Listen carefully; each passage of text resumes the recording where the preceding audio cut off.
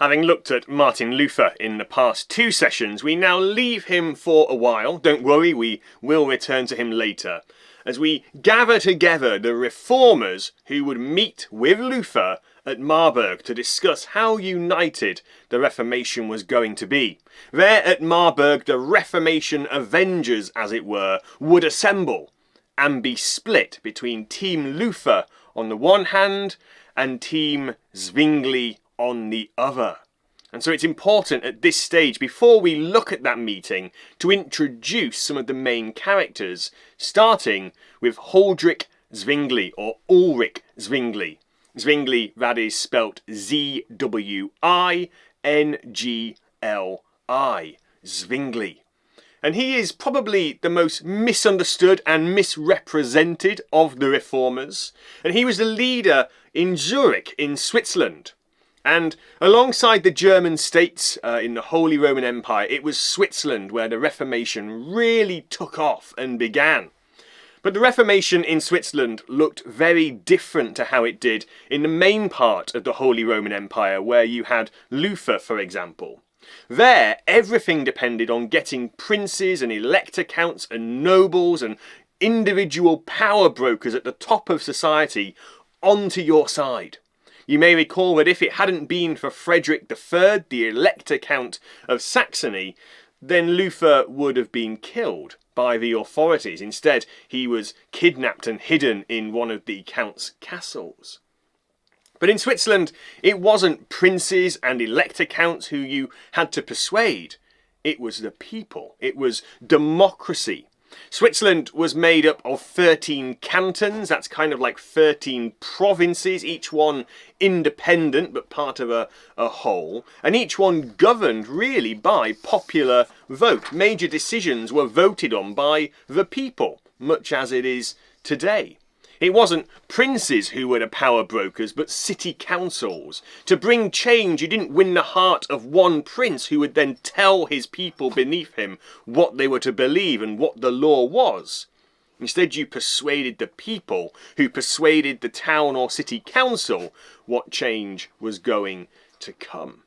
And though the different Swiss cantons, provinces as it were nominally part of a big united whole, the Swiss Confederation, in practice they were totally independent. And as we're going to find out, that meant that fighting against each other, even in war, was not going to be unheard of.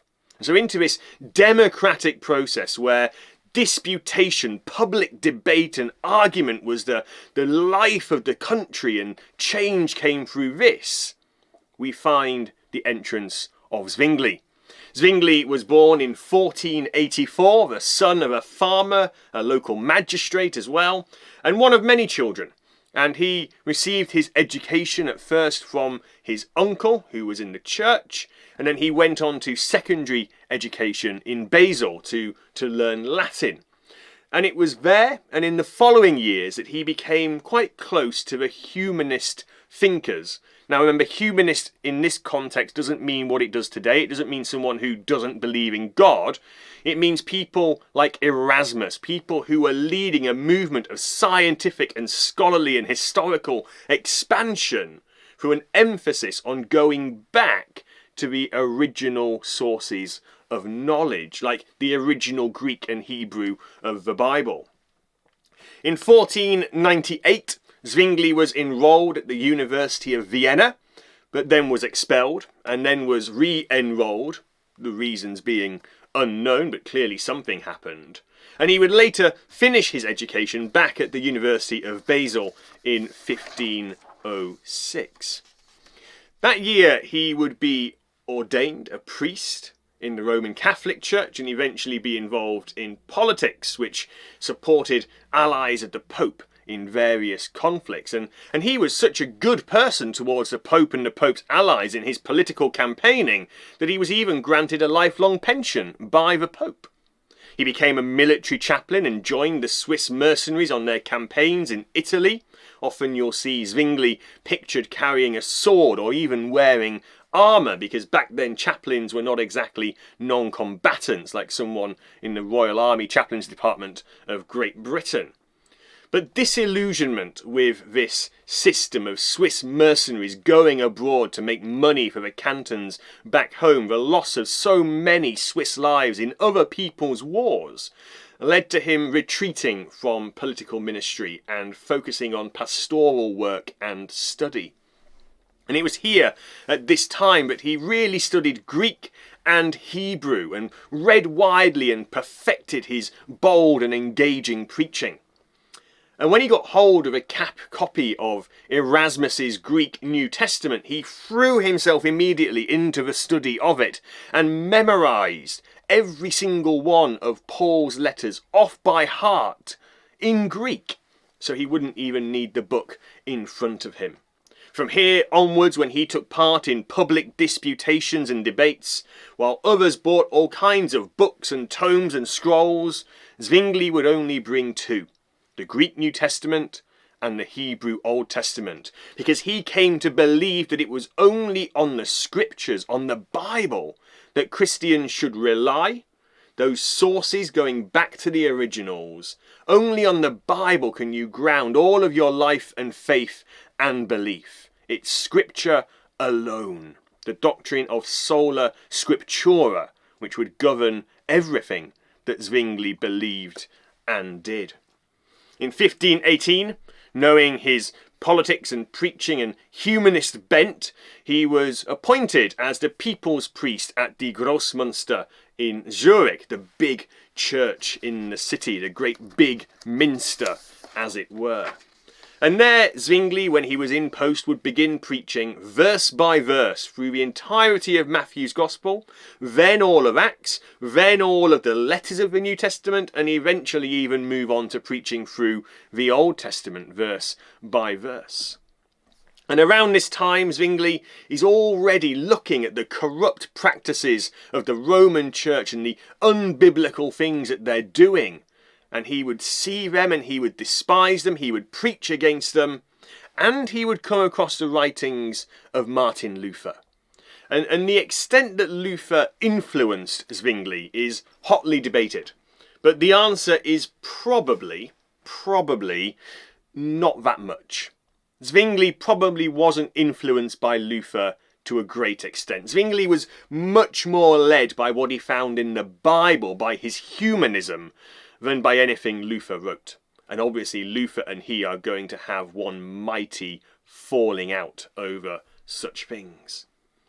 The kind of character of Zwingli, the kind of man that he was demonstrated in 1519 when a plague, not the plague, but almost as bad, a plague swept through the city of Zurich, killing at least 1 in 4 of the people of the city.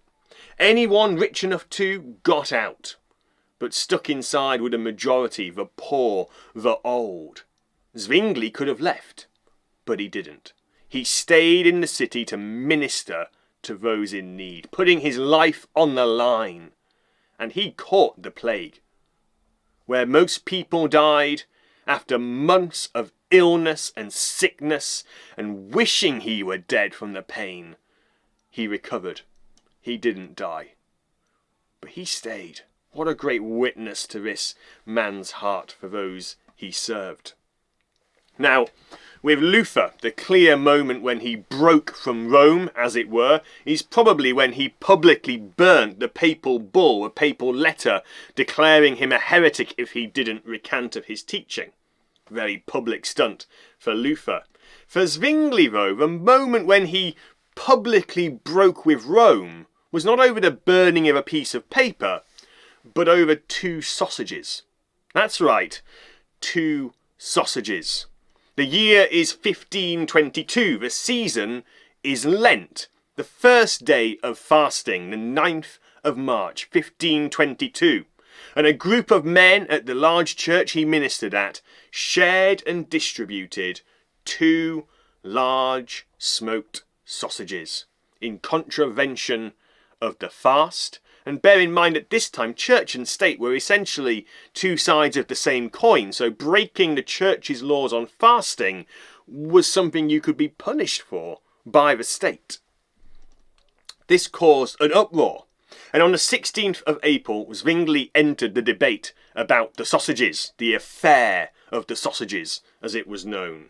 And he said that all foods were clean, and all the rules around fasting were human inventions, not grounded in the scriptures, and so breaking them was not a sin. And with that sermon over 2 sausages, Zwingli truly began his break with Rome and the Reformation in Switzerland. Soon breaking rules over eating meat in Lent would spread to breaking the Roman rules about the celibacy of priests. Zwingli began living with and secretly married a lady called Anna. Of course, that wasn't allowed, and so actually their public wedding didn't take place until 1524, just 3 months before their first child was born.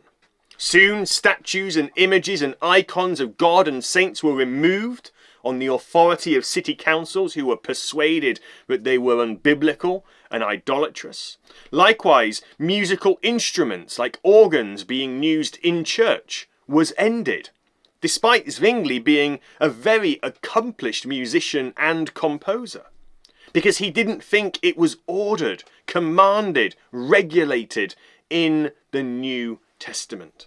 In 1525, the Roman Catholic Mass, with all of its unbiblical trappings, was abolished, and a new reformed liturgy for worship was introduced by Zwingli. Monasteries and friaries were taken over by the state, along with all of their wealth, and they were made into hospitals and welfare centres for helping the poor and the needy of the city and canton. A new school was opened, designed to re-educate the clergy so they understood the Bible and how to preach and do proper reformed ministry. And Zwingli himself was heavily involved in the translation of the Bible to a local dialect, the Zurich Bible. All of these radical seeming reforms, although as we will learn they weren't really that radical, made Luther's mentor Karlstadt someone who would have been very happy, but not someone like Luther, who was much more of a moderate and a traditionalist. But for some, Zwingli was not radical enough. The radical reformers, as they were known, or Anabaptists, coming from the Greek Anna, again, and Baptisto, baptized, the again baptizers, those who didn't believe in baptizing children, but only adults, and who would re-baptize people who had been baptized as children, thinking those ones were invalid. The Anabaptists soon came to the fore. And to be honest, as a title for this group of people, ranging from some very sane people to crazy people like the Zwickau prophets, and even worse, as we'll learn in future sessions, the title Anabaptist is actually pretty unhelpful and meaningless. But there was this disagreement brewing between what is known as the mainline or magisterial reformers. Magisterial because they were involved in the magistry, they were involved in the state of these places where they were reforming. They were tied into the cultural secular hierarchy, having a vision of church and state being one. And the radical reformers, those who wanted a division of church and state. Well, these divisions were coming, and Zwingli was heavily involved in them, especially on matters like baptism and the Lord's Supper. You see, Zwingli's hand in the start of Anabaptism as a movement, although he would never be one himself and he persecuted them, really started in 1522, when Zwingli began to lead a Bible study of the Greek New Testament for a group of young men, many of whom would go on to lead the radical Reformation, and who we will look at in a future lecture. And so they studied under Zwingli. He was their mentor, but there were disagreements among these more hot-headed, more active, more radical younger men. And they had ideas that actually only adults should be baptized. And at first, Zwingli seemed to say, well, I'm willing to hear you out, even though I don't agree. But as time went on, those positions became more and more cemented, and this disagreement about baptism between Zwingli and his students became much worse. Zwingli disagreed. He felt baptism was for children of believers as well. It's a sign and a seal of the new covenant, just as circumcision was for the old. And just as circumcision was done to children, so is the sign of the new covenant. He saw biblical reason for this that his students simply couldn't see. But this was a significant debate, not just in theology, but for the state as well. Because the baptismal rolls, the record of all the children baptized in a city, because you had to be baptized by law, everyone was considered Christian, were the same records used for the tax rolls of the state. So getting rid of baptism of children, mandatory, would have a knock-on effect to the taxing of the state and the nation. Zwingli would debate his students many times before the city council, and the city council ultimately ordered that Anabaptists leave the city of Zurich or be arrested and fined. Following civil unrest and more fruitless debates between these two camps, the city council pulled the final order. Anyone who rebaptizes someone who had been baptized as a child would be sentenced to death.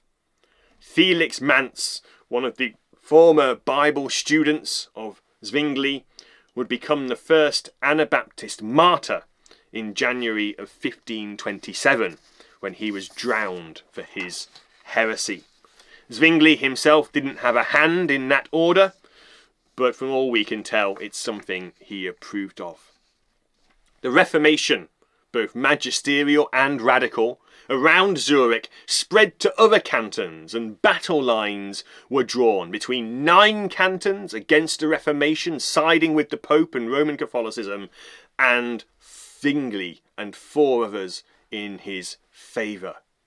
War almost began in 1529 in what is known, a bit oddly, as the First War of Kappel, even though no battles were fought and no blood was shed, and diplomacy ended up winning the day. Later that year, 1529, Zwingli would meet Luther at Marburg to discuss Reformation unity, and things would not go so well. But more on that another time, when we've introduced the rest of the key players who would be at that meeting. War between the Reformation and the Roman Catholic cantons would break out again in 1531, and this time there was bloodshed, the Second War of Kappel, and that bloodshed included Zwingli himself.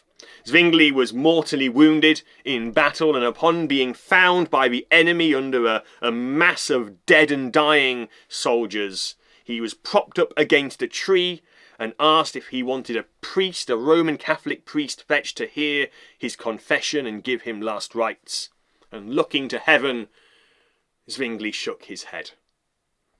Later, before he died, he was asked and told, "You should pray to Mary and the saints to have favour upon you.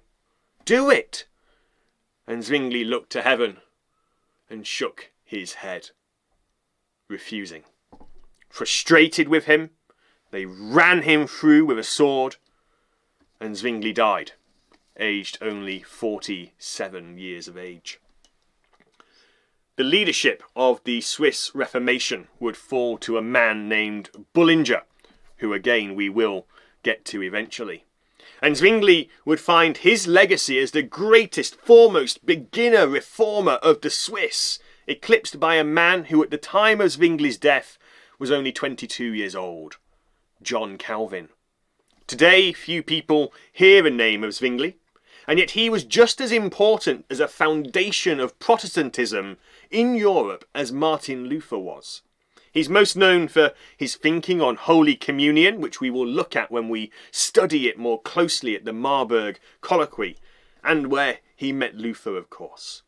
But ironically, even there, the real Zwingli is forgotten, and usually only a caricature of his thinking is remembered.